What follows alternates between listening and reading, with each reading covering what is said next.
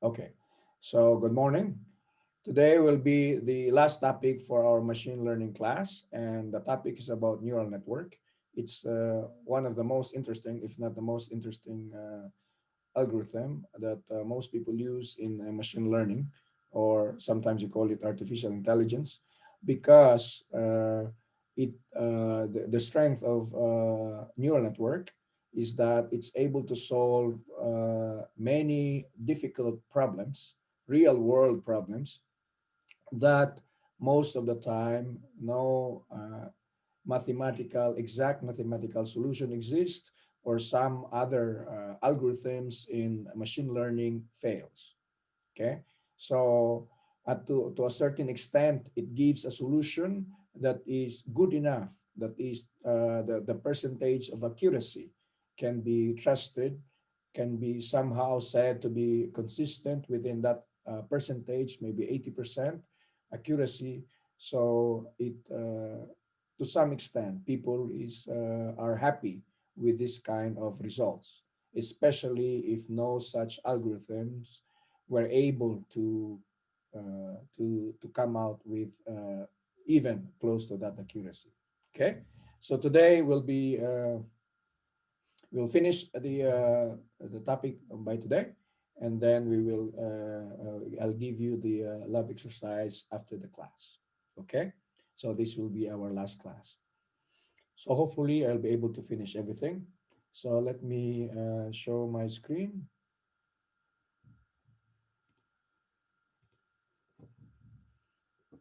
Okay, and show view presentation this time.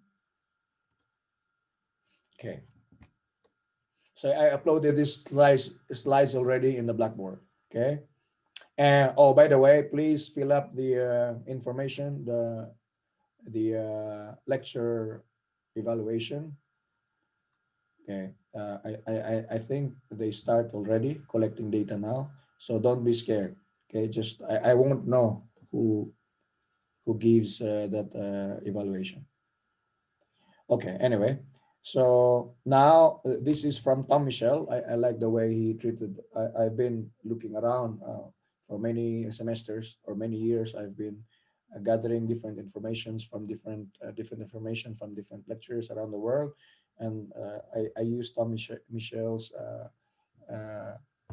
approach as one of the is most likely that I prefer the way he present the idea. Okay, but of course, most of the some other slides are taken from other sources as well, and also I make certain additions myself.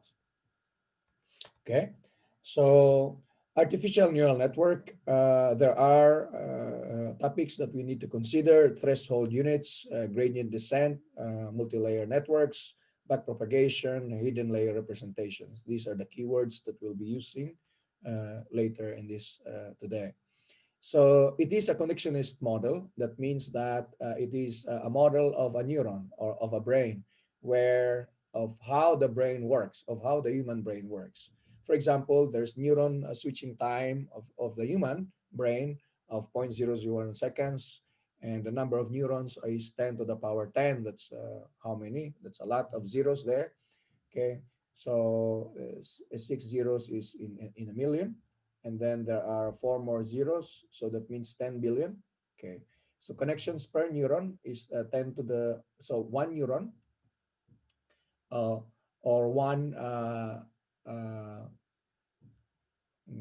I don't know if you can call it cell, brain cell, maybe much lower than the brain cell, or maybe equivalent. I'm not familiar, but let's say is the basic the basic, let's say the neuron is the basic mechanism for decision making in a brain, and each neuron, okay, has a connection to the other neuron about 10 to the 4, 10 to the fourth, or 10 to the fifth, the value of 10 to the fifth, so almost a million.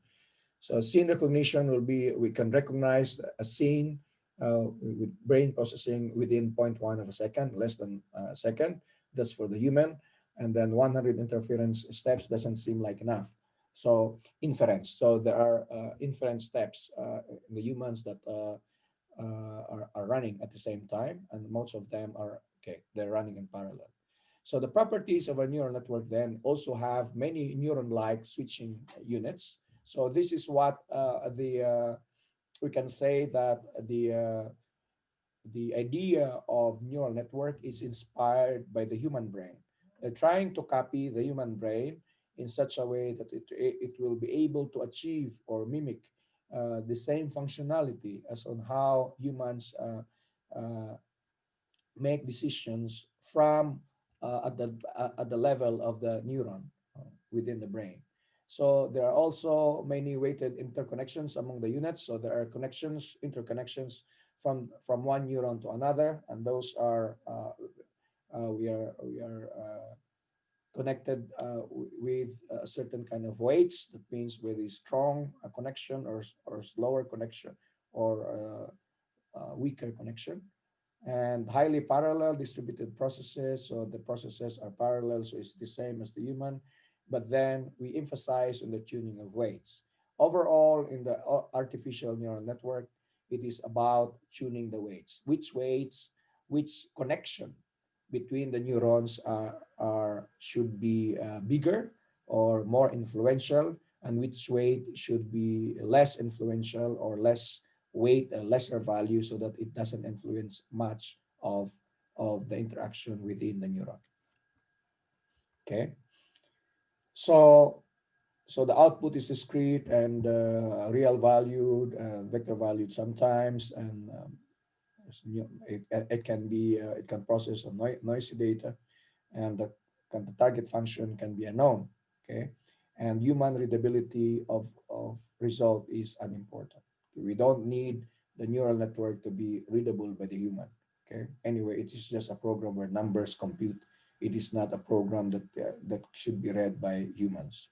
So in the most part, people consider it as a black box where we give it an input and it just give you spills out, it spits out an output, and it doesn't, we don't care what's going on inside.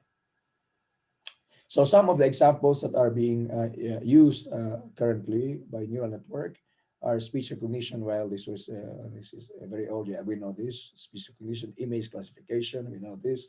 Financial prediction nowadays. It's getting more and more popular.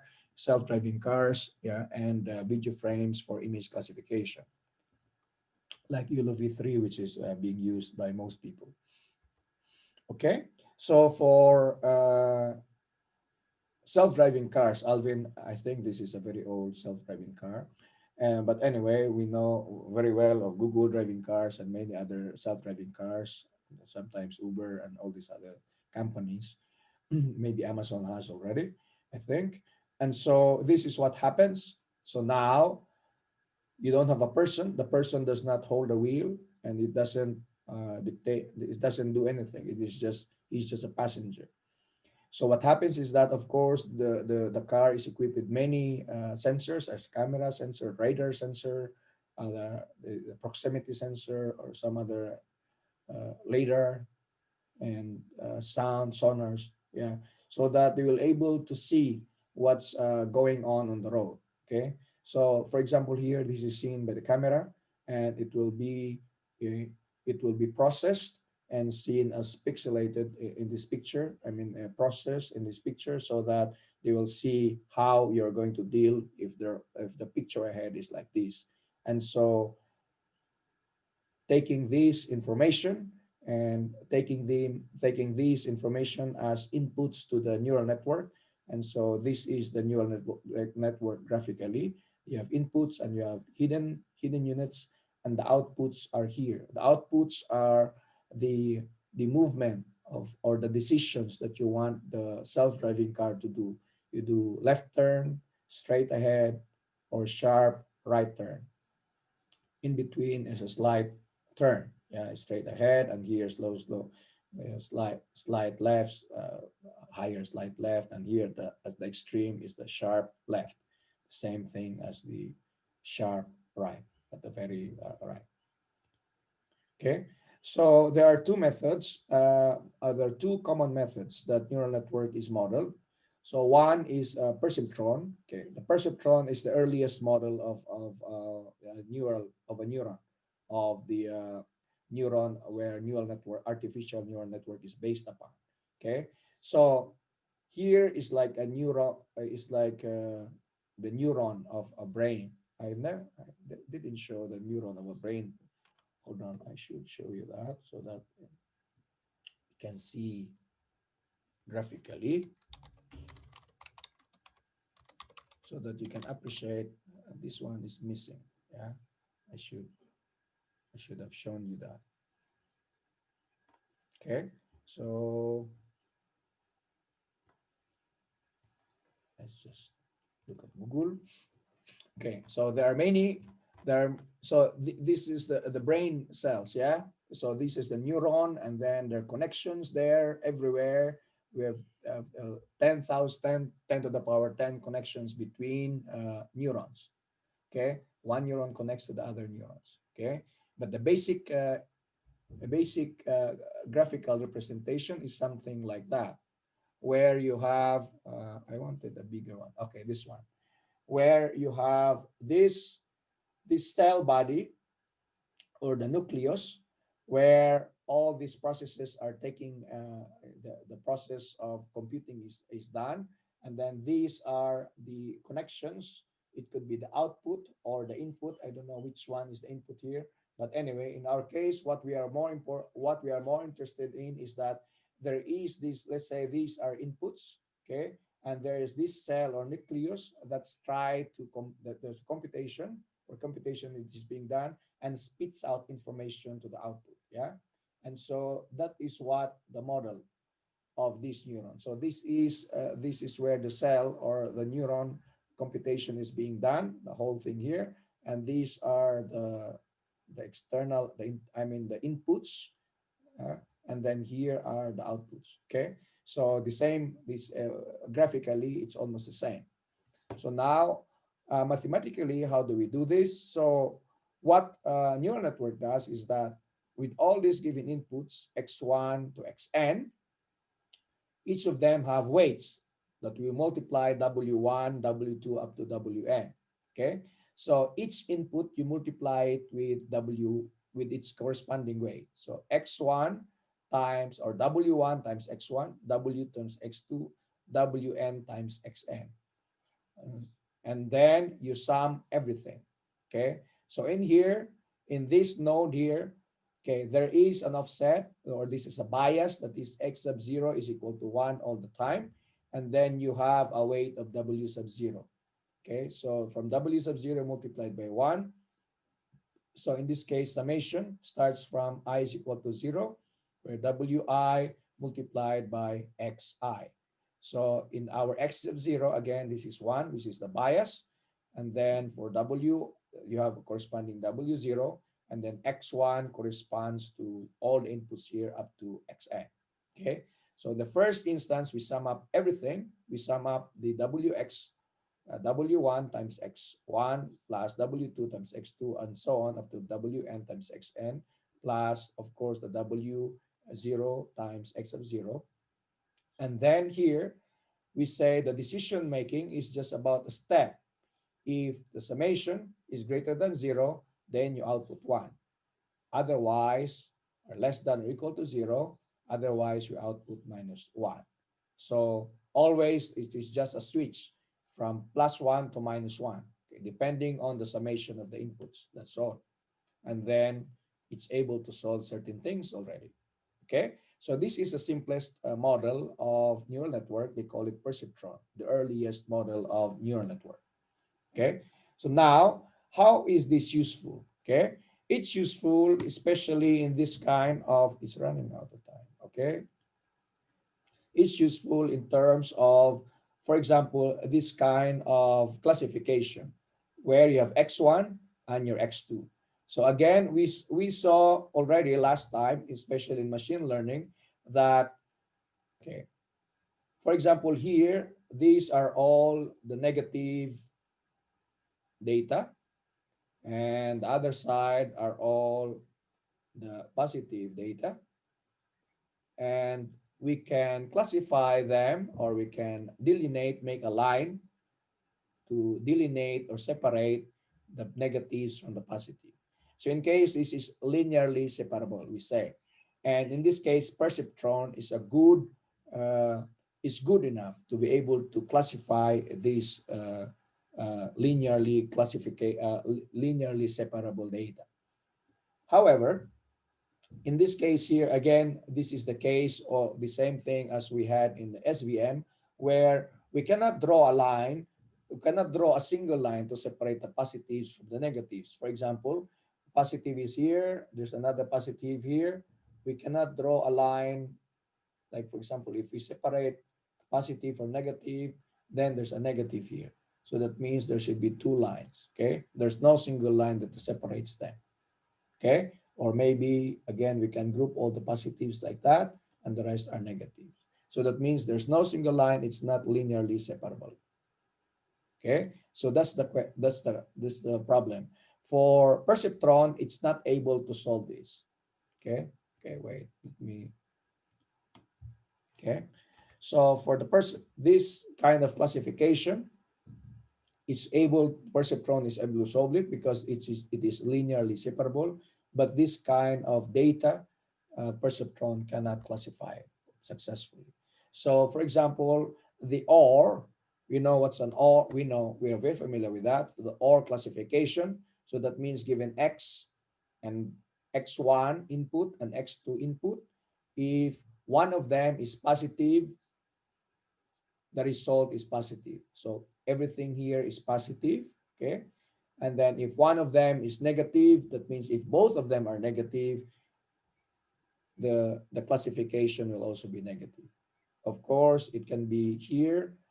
This line will be along the origin if the bias is zero, but if the bias, because the presence of bias, it can go slide along in this direction. Okay, so that is the OR, that is linearly separable.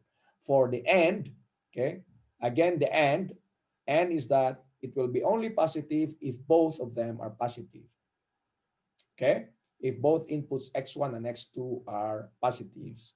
If they are not, if one of them is negative, and then the classifications becomes negative. Okay, so in this case here, again, because of bias, we can slide up and down. Then we can classify, linearly separate them from the negatives and the positives. But for the XOR, this is one of the earliest paper that refutes the early description or the early model of neural network. That the early model of neural network, which is the perceptron, cannot solve the XOR problem. Okay, this one later we will solve as an example. But yeah, this problem refutes, this simple problem refutes the effectivity or the efficacy of neural network, of the early models of neural network, that was a perceptron, where in this case it is not able to separate, because again perceptron can separate only the data that is linearly separable. In this case, it is not, the XOR problem is not a linearly separable problem. Okay, so the training rule for it's running out of time, but I'll just continue until it finishes.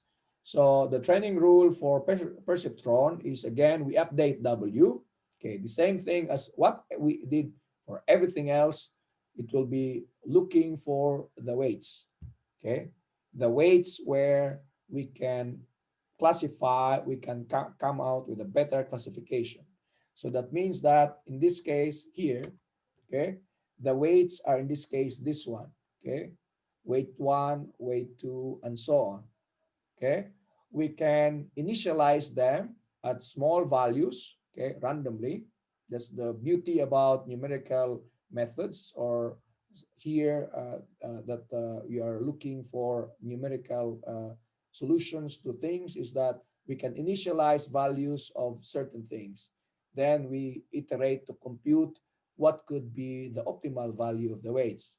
So in our case, we initialize the W, and the input you cannot initialize. Inputs are given.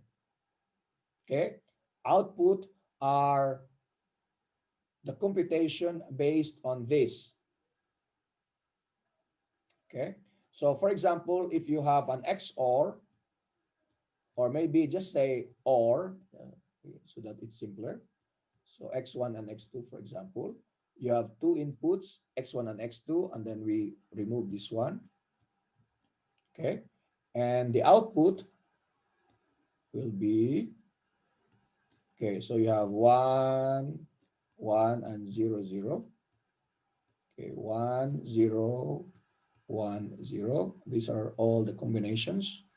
And so the output will be 1 as long as there's a 1. Yeah. And then 0. Okay. So you can initialize the weights to some value, maybe 0.1 and 0.1. Okay.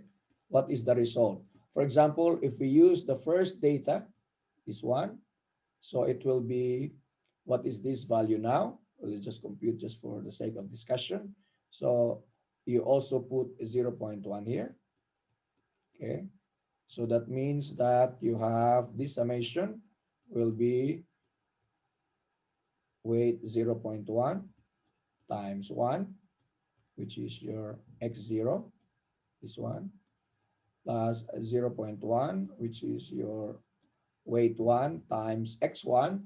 x1 is 1. So x1 here, x1 is 1. That's our input. Plus, again, the weight 2 is 0.1 times what is your x2? x2 is 1. Okay. So what is this? 0.1, 0.1, 0.1 plus 0.1 plus 0.1, that's 0.3. Okay. So it's greater than 0. And so our computed output is 1. Okay. You see, it's the same. This computed output is the same as the target output. This is our target, while this is the computed output. Okay. So compare the target output with the computed output. In this case, they match. Yeah. So if they don't match, then we keep on computing, upgrading, updating the W, so that some throughout, in this case, this is only true for one set of data. We have to check for the next set of data, check for the next set of data, and check for the next set of data. Okay. So in this case here, it's able to, this W is able to do it. Then we check with the next kind of set of data, next set of data. If all of this, if all the target values are achieved by the computed value, that means your weights are correct. Okay. However, in this case, maybe we'll be lucky that it is correct, but in other cases, they won't be correct. And so there will be some correction for you to update your W. So how do we update the W? That's the question. So this is the method then. So there's a way to update the W so that we can look into a W that will give us the correct output, or the output, the target value that is as close as possible to the output, the computed value. Okay. So what is the computed value? Again, our computed value is just 1 and 0, depending on the summation of Wi xi greater than 0. Okay, for now, because that is perceptron. Okay, you can see here that if the target value, because this is the increment that will update our W, if the target value is the same as the output value, then this is 0. Okay, then there's no need to update your weights. Okay, so that means that the weight, normally, it's usually the case that when your target value, there's a difference between the target value and the computed value. So in this case, it gives you a value that will update your weight